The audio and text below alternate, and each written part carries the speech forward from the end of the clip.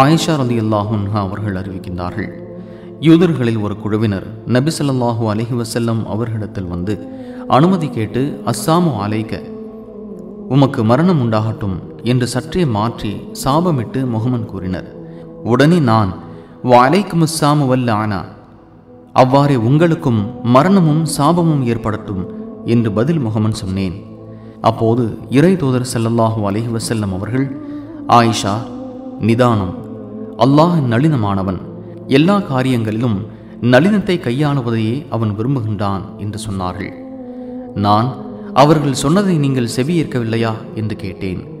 நபி ஸல்லல்லாஹு அலைஹி வஸல்லம் அவர்கள், நான் வலைக்கும் அவ்வாறே உங்களுக்கும் உண்டாகட்டும் என்று நளினமாக சொல்லிவிட்டேனே, அதை நீ கவனிக்கவில்லையா என்று திருப்பி கேட்டார்கள்.